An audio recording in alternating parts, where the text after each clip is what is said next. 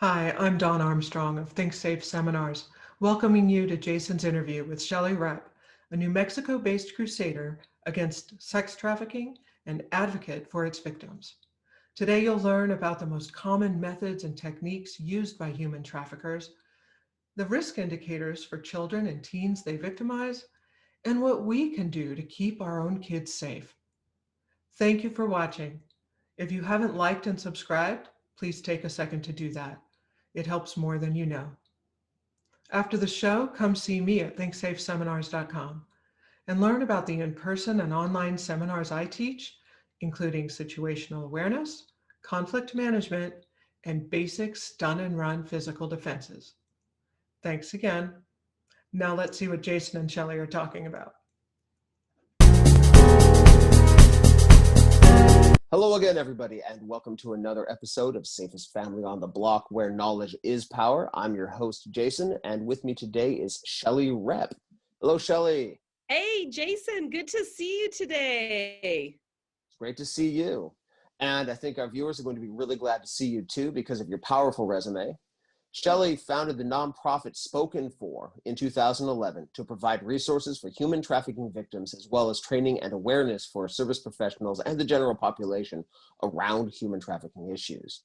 In January 2018, she migrated from her nonprofit to become a program. Sorry, you didn't migrate from your nonprofit, you migrated your nonprofit. Yes, you're getting it, man. It's okay.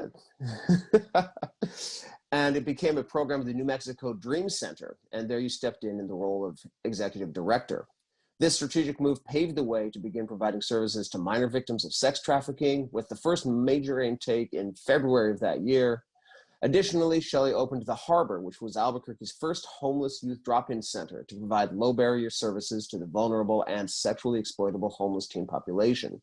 She's developed collaborative relationships with local, state, and federal agencies as a member of the New Mexico Human Trafficking Task Force to ensure that survivors of human trafficking are identified and cared for. And additionally, she speaks and trains at a variety of venues across the state of New Mexico and is part of a federal training team. Shelley is mother to 3 married adult daughters, grandma to 2 little boys, and resides in Albuquerque, New Mexico with her husband Dan and 2 German Shepherds. Yes. Have to Mouthful. get the dogs in there. Absolutely. Just an amazing decade of service to an issue that is becoming, it's been around for centuries, of course, but I think it's come into the forefront of at least the American consciousness in the last 10 to 20 years. But I think we should start the conversation with just what is human trafficking? Right, absolutely. I think that's a good place to start because there's some federal definitions around human trafficking that I think people need to be aware of. And the definitions that we work with are the federal definitions that talk about force, fraud, and coercion. So essentially, if somebody through force, fraud, or coercion is made to work in sex work or labor with little or no pay, then they are considered a human trafficking victim. The difference with that, though, is if they are under the age of 18. So if they are coerced or asked to work in sex work or labor without pay, they don't have to be forced, they don't have to have any other pieces to it, they would be considered a trafficking victim because it would be a protective measure by our legal system. And you use the terms force, fraud, and coercion for adults in those circumstances. Could you drill down a little bit into what those are, especially I think the difference between force and coercion, which I'm not sure a lot of folks are up on. Right. So absolutely. And a lot of times what we actually see with trafficking victims are all 3 of those things in place. So force is when somebody is actually physically forced to do something. So they would be perhaps held by a trafficker, and they are put out there on the street and they are told they have to perform sex acts. And so they're forced to do it. They don't have an option or don't feel like they have an option. Coercion is when they are manipulated into doing that. So, hey, if you do this for me, then I'll do this for you. That type of a situation. Or if you don't do this, then I know where your mom and your little sister live, and I'm going to go take them out. So you need to do this. And so those are the 2 things. So force, we look at it as more physical. Coercion, we look at it as manipulation. And then fraud is telling people Fraud something that is ain't true. Yeah, exactly. And so we see fraud with, like specifically with foreign nationals that are brought into the country and trafficked. So we're going to promise you this great job. You're going to have this wonderful job here in the United States. And then you get here and there is no job. But we do see that with American citizens who are, defrauded into working into sex work. And that primarily comes through relationships. They're promised different things in these, what they think are romantic relationships that turn out to be false. And you mentioned foreign nationals coming here to work in the United States, and that's one conception I think a lot of Americans have, that human trafficking is primarily U.S. immigrant based. How true is that? So I'm so glad you brought that up, because that is like my soapbox that I want to stand on. So there are some really startling statistics around this when you look nationally at human trafficking that happens in the United States. So about 14 to 20,000 people are thought to be brought into the United States as trafficking victims every single year. And so where you would primarily see that would be in agriculture. So they're perhaps migrant farming or working as a labor trafficking victim. You actually see that a lot in Asian massage parlors and nail salons, that type of thing. So that's where you would see these foreign nationals that are brought into trafficking situations. So we look at that number and we go 14 to 20,000, that's a pretty good size number. However, when you look at the statistics around domestic trafficking victims, specifically sex trafficking victims, the number pops up to 600 to 800,000 people. So when we talk about sex trafficking in the United States, we're talking about our own citizens. And for my agents specifically, we almost exclusively work with people who were born here in the United States and trafficked here in the United States. Because I do live in New Mexico, which is a border state, we do have some referrals that come in, as foreign nationals because of that.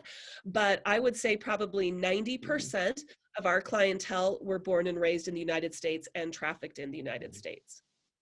Now that brings up a question where, when you think about a foreign national who has become a victim of human trafficking, and I am in no way suggesting that they deserve it or anything like that, but there's a degree of leverage that a trafficker would have on them because they're not necessarily here legally, because they don't necessarily speak the language, because they don't know the culture. There's a lot of opportunities to defraud them or threaten them. Right. How does that work with somebody who speaks the language and can legally just get up and leave? What are some of the ways that people find that leverage for a citizen of the country? Right. So here's the startling thing, Jason. 95% of all sex trafficking victims report that they entered into trafficking when they were a teenager. So we're talking, there's two different studies that come out with two different age groups. So one of them will say that the primary age of entry into the commercial sex industry is 12 to 14 years old. And then another study, puts it at 15 to 17. So essentially, if you're a teenager, then you are vulnerable. And so if we look at that, because I know you've got an adult son, I've got adult daughters, when you look back at those teen years, there's some just built-in vulnerabilities within, a kid growing up that exploiters use. Traffickers understand what these are, and they use them. And they are going to target specifically kids who have more vulnerabilities than other kids. There's going to just be some kids that are needier or have some things that have happened in their lives that make them a better victim. And traffickers are able to hone in and they exploit those people. So it's not something where it's like, okay, I just have approached this random person and, talk to them and say, hey, you want to come work for me in the sex industry? It's far more insidious because it happens when they are young, when kids are young and super impressionable. Now that feels very much like the model from that infamous novel in the 70s, Daddy Cool, that model that we know about where the young teenager gets tricked into what they think is a romantic relationship with a pimp and end up being on the street. Now, that's been going on for a very long time, but it seems like this awareness of sex trafficking, even using the term sex trafficking for that, is relatively new. Has sex trafficking gotten worse, or have we just become more aware of it? So I would say a little bit of both. So we have absolutely become more aware of it. You know, we look at even the recent headlines over the last couple of years with like Jeffrey Epstein, things like Pizzagate, talking about even Nexium. So there's QAnon. So we see some things that have kind of brought this topic front and center very recently so that people are more aware of it. However, sex trafficking is absolutely an economic business. And so where there's demand, there's going to be supply. Well, the demand for trafficking victims, specifically younger and younger children trafficking victims, has absolutely been increasing in the modern era, as opposed to decreasing. And so what we're seeing is that the, you know, economic laws, that because there are more people who are looking for that, there's going to be more supply. So it is totally a supply and demand issue. And in fact, so much so that you can almost, you can guess pretty easily how many trafficking victims you are going to have in any like municipality by your demographics in there. So if you've got a population, like I'm going to use Houston. So the Houston area and surrounding areas, it's a port city, huge population in that area, you know, like 10 million people or something like that. Their trafficking numbers are going to be so much higher than what we're going to show in New Mexico because you know, we've got like 2.5 million people in our state. So we have a super low population. So we're going to have lower numbers. So really what studies have shown is that the higher the population, the higher the trafficking, the more special events you have that draw outsiders into your area, the more trafficking you're going to have during those times. And so it really is this whole economic and population related crime. Interesting. Now, are there some states where it's easier for this to exist? Well, while we're talking about regions and cities, are there laws or circumstances in some states that make this easier and more dangerous and more prevalent? There are. So across the United States, there's local laws address the penalties for trafficking and then the protection for victims or survivors. And so, for example, you're up in the Northwest. And so you and Seattle, especially because you're port cities, there is a lot of trafficking that comes in there. And so Seattle has done some amazing things, some amazing work around the trafficking of children and identifying and addressing that as a city. And so in fact, you know, Seattle Against Slavery is a huge model organization for the whole United States. So check it out. But Portland hasn't been doing a whole lot about that. So Portland doesn't, but the laws that Seattle has versus the laws that Portland have are very, very different in addressing this. So knowing what your own city, state laws are around trafficking, I think are really important to know how you can address it. So in New Mexico, again, we've got a small population. New Mexico tends to be a little bit behind the times in a lot of different areas. We only passed in 2018 a law saying that somebody who was under 18 couldn't be charged as a prostitute. So it would be considered what's called a safe harbor law. And so up until 2018, we were able to charge children who were put out there by traffickers as prostitutes. And, you know, this is a horrific thought to think about, that you would do that to a child who does not have choice in the matter. So that shows how behind we are.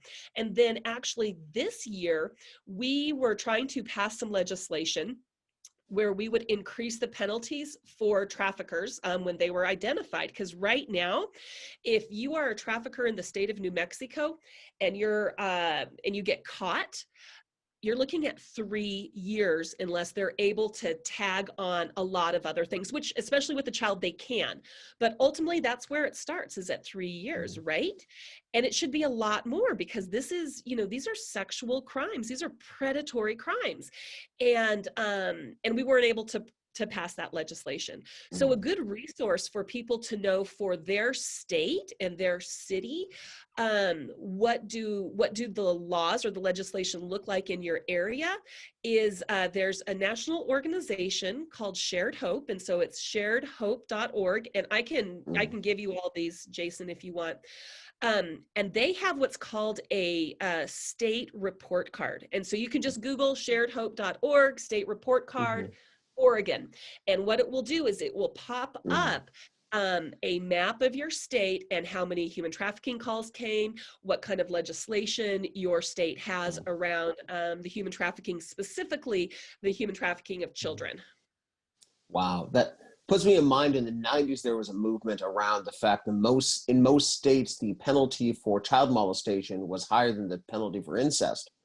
And people kind of became aware of that and realized that, no, we really probably shouldn't give a discount for betraying your fundamental duty to the children in your life.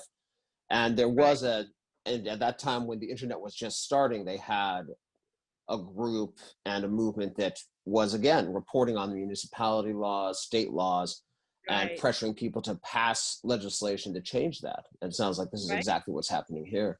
Right. It absolutely is. And in fact, Shared Hope is a great resource for any of the agencies within your state, because they will help research and help you, if you choose to do that, work on how to write those laws. Like, what are the kinds of things? What's other legislation that have similar populations or demographics as you, and what they've done. So they're super helpful. They want to do a lot of work. Okay. And we'll put links to that in the show notes, everybody, so they'll be right there for you to follow. Now that we have some context about human trafficking in America as it stands, I'm sure that a lot of parents are worried about their kids getting in that situation. Could you talk a bit about how does a teenager become a human trafficking victim? And more importantly, what can we do to stop it? Right, absolutely. So the primary way for recruitment right now with human trafficking of teenagers is, no surprise, the internet. It is, in fact, it's not even the internet, it's social media. So it is the different apps that they have out there that kids connect on. So I know that there's probably a fair amount of awareness that parents need to be aware of what their kids are doing on social media wise. But it used to be, when I first started this work, that traffickers really approached kids in malls, at parks, different things where teenagers are likely to hang out. And there's some natural protective measures when you're in a group at those kinds of places. But on the internet by yourself, there are not those protective measures anymore. And so traffickers absolutely prey for people through these social media / hookup kinds of apps. We see it, and we've seen it on Facebook, on Instagram, and then the real scary one right now is Snapchat, because Snapchat can disappear so quickly. And so I would say that parents need to be highly aware and concerned about what their kids are doing with social media. It's super important to understand and be able to have those kinds of conversations with their children about that. And again, Jason, for your show notes, I'm going to give you some other links. There's some fabulous parental control software out there that can kind of monitor, filter, and report on what your kid is doing online. And one of my favorite companies that does this is called Bark. And so Bark has produced a documentary about the dangers of social media and how that happens. And then they also did a study. So they worked with law enforcement in New York City, where they had created a false social media account portraying an 11-year-old girl, made it live, and it was, I think, Facebook and Instagram. I don't even think it was Snapchat. And I kid you not, in 90 seconds, that little girl that 11-year-old girl was getting like dick pics, was getting, hey, how old are you? Will you send me a picture without a shirt? You know, all of these kinds of things almost immediately. So we need to understand that it is easier for predators to approach and start working on these false relationships with kids than ever before. And we've got a lot of vulnerable kids out there. Wow. And shameless plug, we actually are talking to Kat Code, who is a data privacy and social media safety expert later on in this season, who Yes. directly approaches some of these specific things with some very smart and handy rules that you can use for yourself and for your kids to protect them from this exact thing.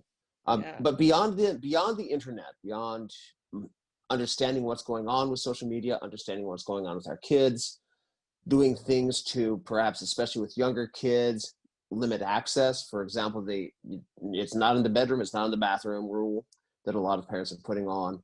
What are some other things we can do to keep our kids safe from human traffickers?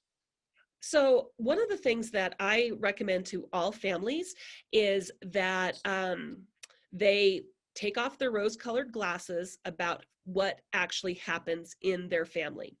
And the reason I say that is because what we have seen with our clients, and it shows itself to be true across the nation, is that there are some very specific red flags or things that can happen in the life of a child that will make them more vulnerable than another child. And so for the vulnerable child, when they get these, you know, messages or whatever from the trafficker, they're going to be like, oh my gosh, he loves me. Whereas a child who's not as vulnerable is like, I don't know who you are, but you're probably a creepo and I'm not going to respond.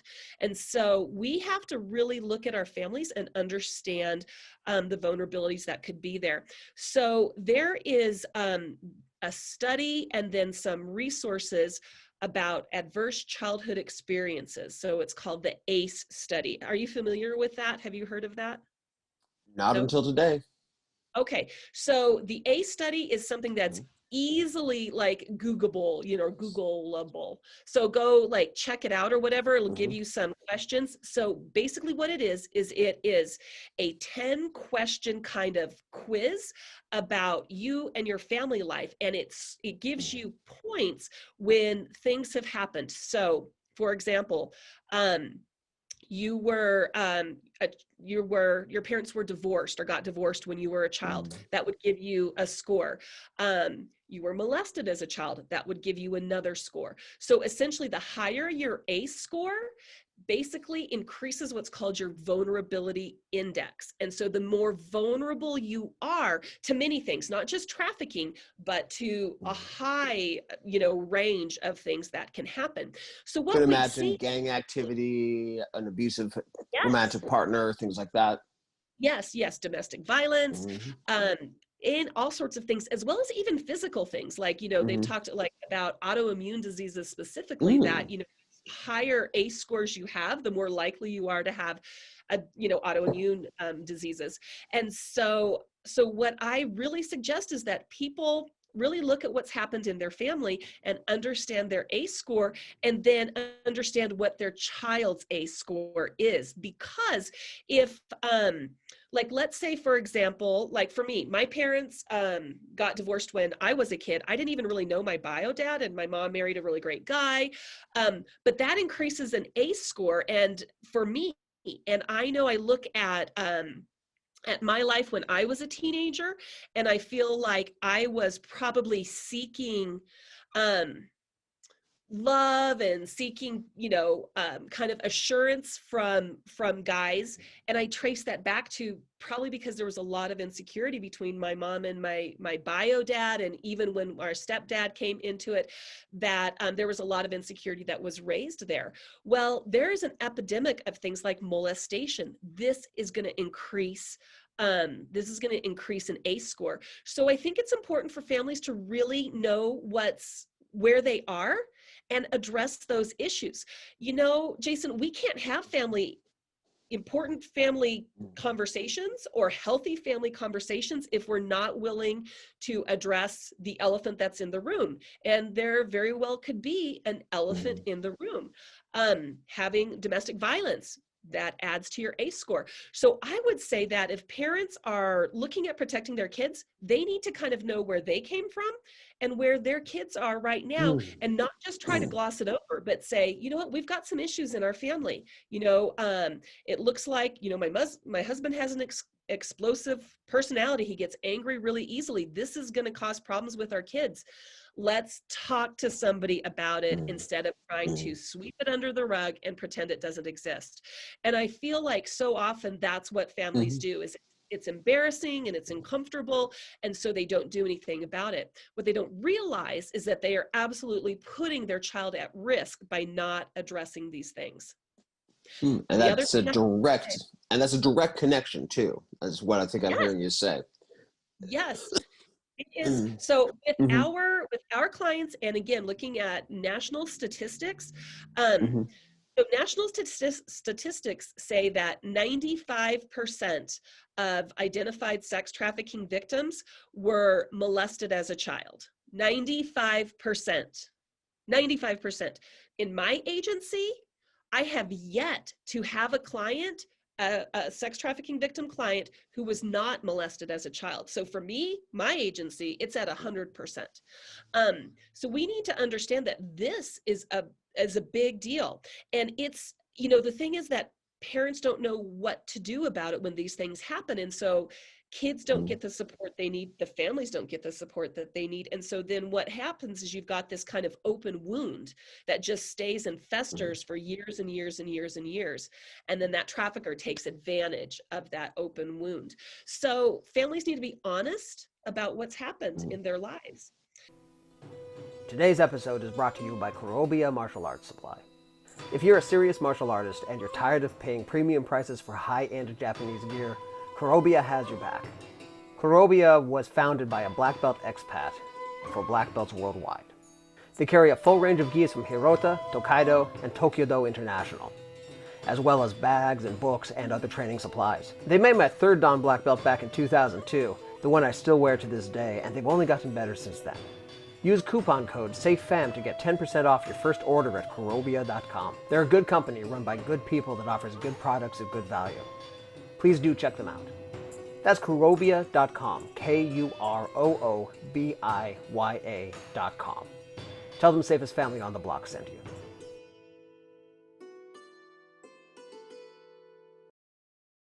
And another thing that I would say is they need to talk to their kids about sex, and they need to talk to their kids about how boyfriends act and how girlfriends act, because these traffickers are approaching them on social media, portraying romantic relationship. Well, if girls aren't wise to what a real romantic relationship is supposed to look like and be like, and not as portrayed by TV and movies, they need to know the concrete things so that they can be wise to these fake relationships. And I think, again, that probably starts with modeling at home. What does the relationship between mom and dad look like? What does the relationship between divorced dad and divorced mom look like? Yes, exactly. And that's why you really have to be honest about, who you are as a family. And nobody's perfect. So it's not like, there's this perfect family out here. It is, everybody's got junk in the trunk. Let's address the junk and call it out as junk so that we can be less, or have kids who are, less vulnerable. That's what we're trying to do, is we're trying to address and prevent vulnerability. I like the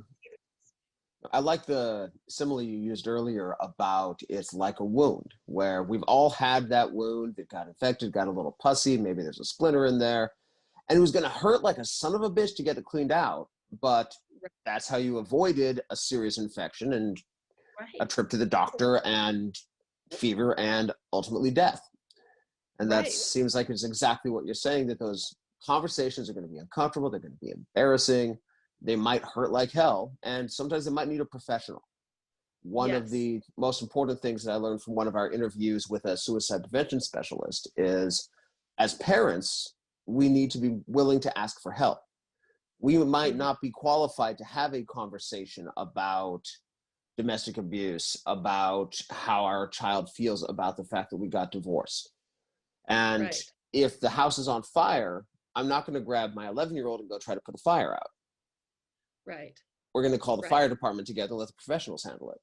And it's Yep. not an admission of weakness. It's not an admission of guilt. It's not an admission of being insufficient to the task of parenting, to bring in the experts, bring in the professionals when we're dealing with these kinds of stakes, especially, I would think. Right. No, I think you're absolutely right. And I agree, Jason. Parents should not be afraid to ask for help. Like, they should be absolutely willing to do that.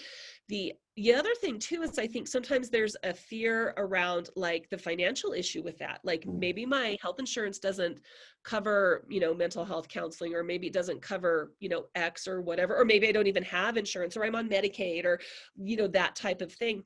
And so, what I would say is that there are lots of free resources out there that that people can find, and contacting and talking to things like every community has a domestic violence shelter or system of some sort, because the whole domestic violence movement's been around for like 30 years now. So they're very well resourced, and they're very good at providing referrals for what the people's needs are, and not like trafficking or, these family issues are necessarily like domestic violence.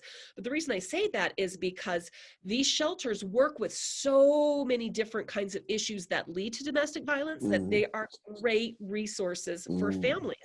And so people can reach out and, even have that conversation and say, so here's the deal. We don't have insurance in our family, but, something has happened to our son and we know we need to get help. How can I find some help? And there's the federal government, as you probably know, spends billions of dollars on this type of stuff. That's our taxpayer money. Use it. Go get the help you need. Now, the idea of somebody being kind of seduced into being in a position where they're vulnerable to human trafficking is one model, and it sounds like the more common model. Are there also situations where it's more of an off the street grab, especially maybe with the younger children? Is that something that is common enough that we should worry about it, or is it the kind of thing that we just see in movies and is vanishingly rare? So there's, it is super uncommon for a kid to be plucked off the street and become a sex trafficking victim. As horrible as it is, the chances are that they're going to end up dead. I think like the studies around that, or the information around that, is that within 3 hours, they're probably going to be killed. I mean, it's something like that, which is horrific to think about. The only good news about that statistic is that it's brief. Yes, that's the only good news about it. Exactly.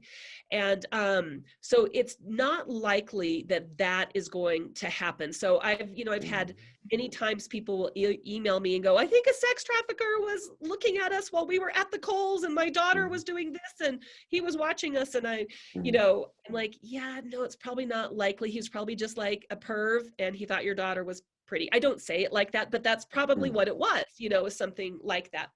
I think that there are 4 models that we have seen as common entryways into sex trafficking. So the first one we would call the lover boy or the Romeo model, which is this kind of fake relationship that lures somebody into a sex trafficking exploitive situation. So that one's super common. Another super common one, which is very, very sad, is familial trafficking. So this is the trafficking that actually happens within families.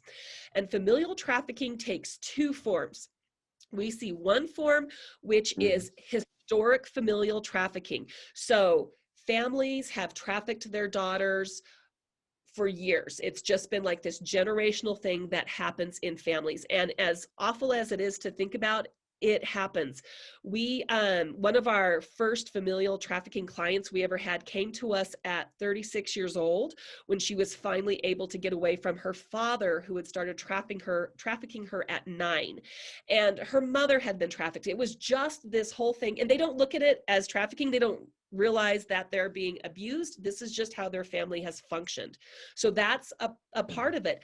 But then the second piece with that we've seen really growing as we've seen substance use increasing is familial trafficking based on need. So a family that is dealing with substance use and they don't have income, and it becomes this easy thing to traffic their child so that they have income for drugs.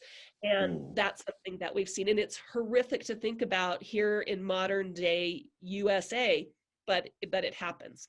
So we've got lover boy trafficking, we've got familial, then we've got gang trafficking. So in Albuquerque, we've got a fair amount of street gangs. So we have the big guys like the Crips and the Bloods from California and stuff, but we have a lot of like neighborhood trafficking, or excuse me, neighborhood gang activity.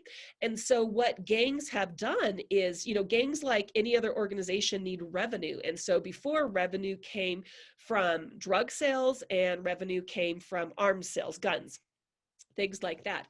But now they have less penalties and an easier access and can make way more money by trafficking girls. And so gangs jump girls into their gang just like they would guys, you know, like there's a whole entry process. But what we see happening more and more and more is that as those girls enter those gangs, they end up becoming a trafficking victim or a slave because of that. And so we have that. And then the final model of trafficking that we see, sex trafficking of children, is homeless youth exploitation. So people don't realize how many homeless youth there are. You know, when you think about your homeless population, you almost always think of adult men. Like that's kind of what you think about. However, we have seen just a skyrocketing amount of runaways, kids who have run away from home because they just can't live there anymore, or throwaways, kids who have been kicked out of their home and they can't stay there. And kind of wrapped up in that youth homeless exploitation are the kids who are in foster care, who age out of foster care and don't have the skills or the support to be able to adult well. And so with these kids, this is prime pickings for traffickers because nobody's really looking for them. And so so they're easy for traffickers to approach. And that's the whole reason we started our homeless youth outreach, is because we had in 2017, we had 3 clients who were all young adults. They were between 18 and 21 years old.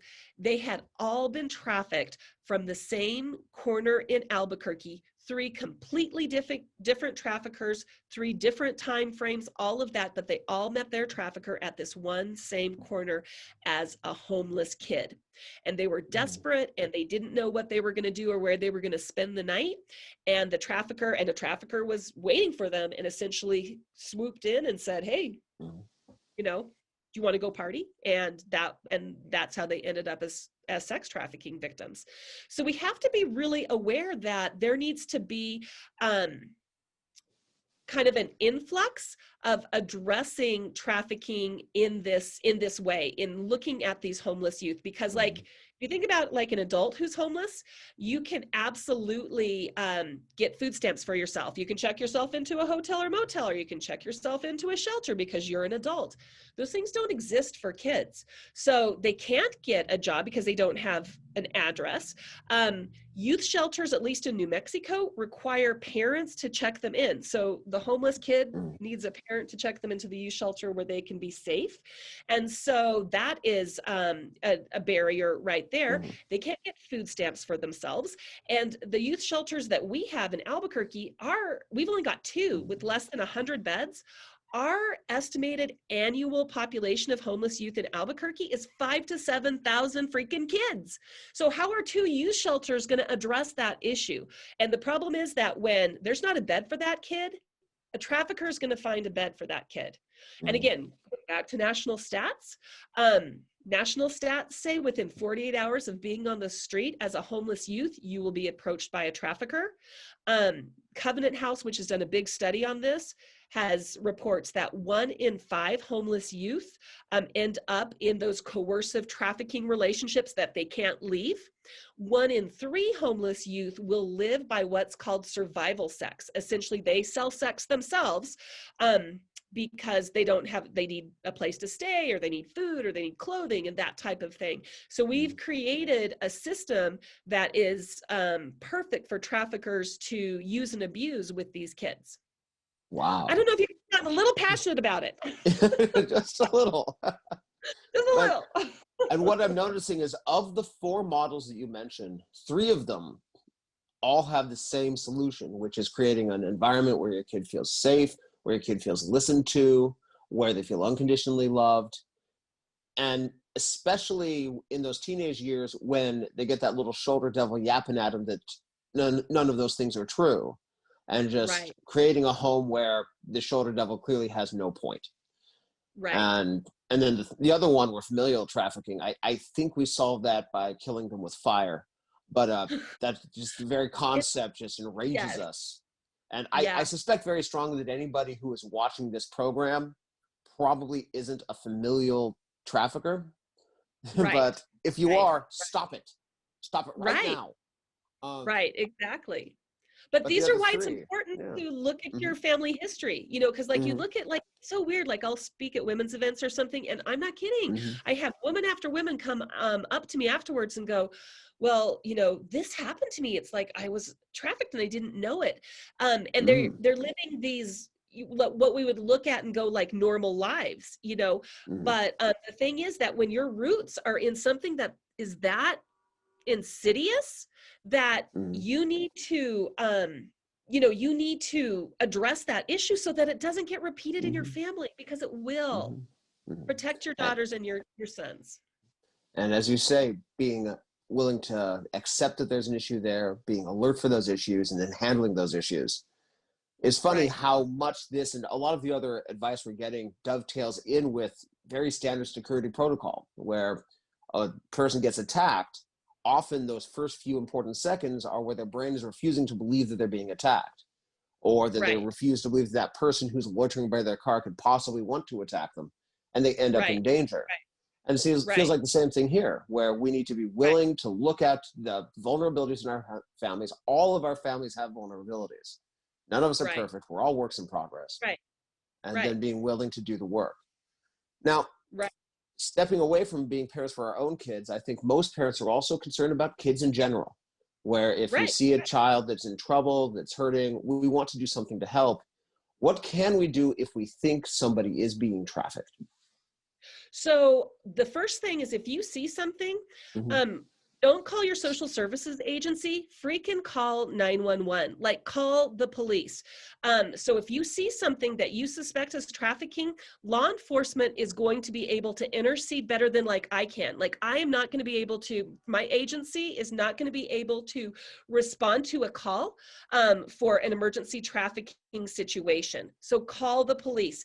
If it's something like a child, and you have to call like Child Protective Services or something like that, that's literally what you need to do, is call in the big guys, call them in. If it's something that somebody and they've talked to you and they're like, hey, so I've been having to do sell sex because I don't have money for rent or something like that, then you direct them to a different kind of agency. You direct them to a social services agency or domestic violence agency or a trafficking agency. So that's what I would say, is you always start with the police. If it's not emergency or it's somebody that then it's a little bit easier to just go ahead and direct them to a social services kind of agency. So that's what I would say, is go that direction. Each state is going to have human trafficking law enforcement presence and things like that. So it's important that you can absolutely Google those kinds of things. and see who it is in your area. For us in the state of New Mexico, we have a task force for the entire state, and the lead law enforcement agency for that is our Attorney General's office. And so that's what we do. First is we say, hey, you call 911, and then if they're doing an investigation, they're going to get a hold of the Attorney General's office, and they're going to be the ones that investigate it. So that's kind of the situation there. And so it sounds like the police have more tools and also just a faster response time. What little experience I have with the social service agencies is there is a bureaucracy that creates a response time that is sometimes measured in weeks and months, whereas the police will show up usually in urban areas within 10 to 15 minutes. And so that alone is a reason you'll be able to intercede faster. Exactly. And it really does make a difference. Like, it helps because so one victim that we had been trafficked by an international ring. So she hadn't left the United States, but the ring operated internationally. And so she was kept in like those, I'm sure you guys have them, but they're kind of like low rent apartments that are fully furnished. So like they're super cheap. Generally people just stay there for like a week or a month because they're working in the town or something. So these people had set her up in this apartment, and essentially the nosy old lady next door had seen this young blonde girl come in just with all these men, and then she just saw different men coming in and out all the time. She never saw the girl leave. And so she called the police, and that is how that girl got rescued, is because the nosy neighbor saw this girl come in, never saw her, she would see her at the window sometimes, but never saw her leave. So I would say this is the story that would motivate us to call when you see something that looks suspicious like that, especially with a child, especially with a teenager. It's okay to be hyper and worried about that kind of a situation. We'd want somebody to do the same thing for our kids. Right. So exactly, if it were your daughter or your son, you would want that. And so that's what you would want to do for somebody else. So I have one other question, and that's about, we've been talking a lot about sex trafficking at this time, but there's also human trafficking for labor, whether it's, as you said earlier, in agriculture, in domestic services, and also drug muling, drug smuggling, things like that. Are these situations that as parents we should worry about as well, or are these things that are more in a 20s and 30s kind of victim situation? So when you're looking at that kind of a situation, you're going to see older teens, young adults kind of with that type of situation. So what I would say about anything like that is that your kids, and if your kid has an addiction or substance use issue, then help them with that. Help them. Don't pretend like it's not happening, but look and see what kind of resources would be there that would make them a little bit more vulnerable to something like that. What we see in Albuquerque and in New Mexico is we have young teenagers that are used in those situations, but it is their families or the gang that they're involved in that is kind of running the show. So it's something that's almost more interpersonal as opposed to being recruited from the outside. And especially if you're talking about stuff like drug muling, they don't want outsiders with that.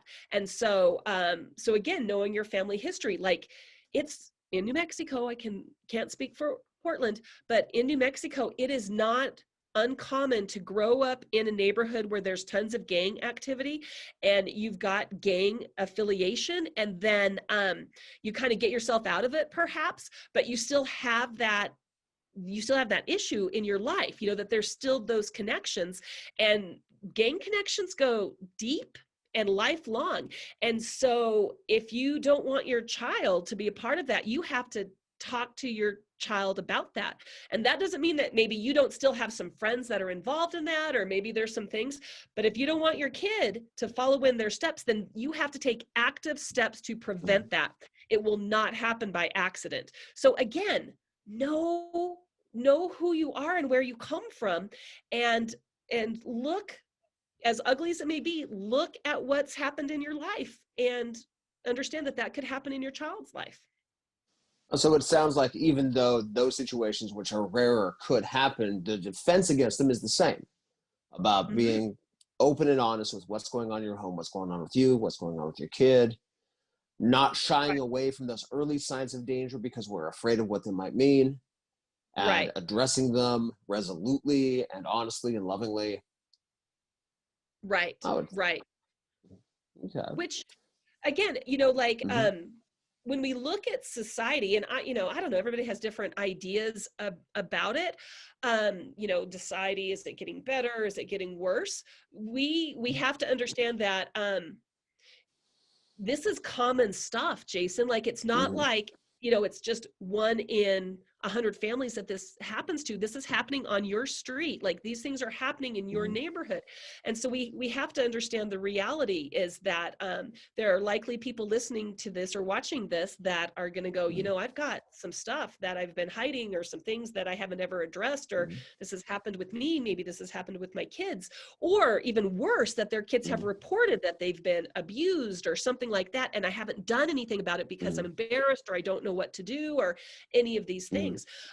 We have to just rip those blinders off and be willing to address it, to look at the ugliness. And, with that, I'm going to, kind of open a little bit of a controversial thing, but the reason that we have kids who are sex trafficking victims is because there's demand for them.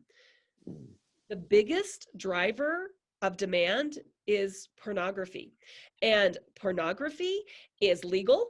Sex trafficking is illegal, but pornography is legal. And so pornography is legal. It is accessible 24/7 on your phone or whatever. Like, it's, it used to be, I don't know how old you are, but I'm so sorry. No worries. Turn off my phone here. It used to be that you'd have to go to, like, the dirty bookstore if you wanted to buy dirty magazines.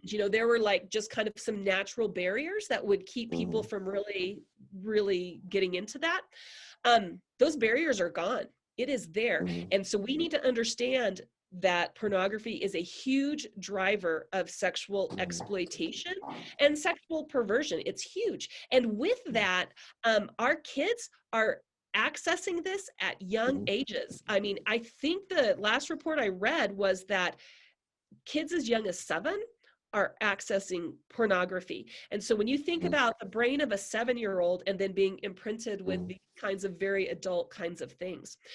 And so the number of, like, looks for kiddie porn, for child pornography, outweighs the looks for other kinds of pornography. So we are feeding this problem because of this industry. So I know lots of people, like, whenever I start talking about that, there's all sorts of controversy, but I just want to call a spade, is that if you've got a pornography issue with your family, first of all, your kid is going to be accessing it. Like, just know, like, if you, I love it when parents are like, not my kid. And I'm like, let me yes, your kid. How your kid is doing that. Like, don't ever say that. It's the worst phrase. Say, ooh, I don't want it to be my kid, but it's probably my kid. So we really need to understand that issue, and that pornography is a huge driver of that.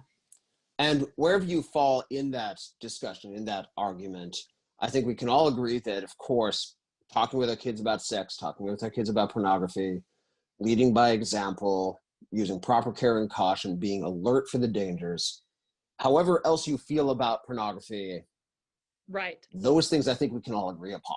That, there's the joke about, some men will joke, stand-up comics will joke about, man, you don't know what it's like back in the 80s. I mean, you had, like, go through the trash for your best friend's dad's Playboy collection, where now, 7-year-olds can find it because you accidentally left your browser window open. I mean, let's be responsible and, again, have that conversation. Seems like almost everything you're saying is pay attention and talk to your kids, which is strong advice. Well, Yeah. Well, Shelley, thank you so much for coming on today. I really appreciate it. I admire your passion and your knowledge. And everybody, we will put the host of links that have been provided for us just off the top of your head because you're that kind of expert. And make sure that we can get you in touch with who you need to be in touch with and with the information you need to better protect your child. Absolutely. Thank you for having me. I appreciate the opportunity. Thank you, Shelley. Thank you for watching today. I hope you found something useful or maybe even inspiring. If you liked what you saw, please take a few minutes to subscribe, like, and comment. Those little things add up to big help for the channel. If you loved it, consider checking out our Facebook page for more family safety news and information. And think about supporting us on Patreon, where you'll get early access, monthly training resources, blooper footage, and other exclusive benefits. You'll find links to both in the show notes. Most of all, thank you for being part of the safest family on the block team. Stay safe, everybody. See you next time.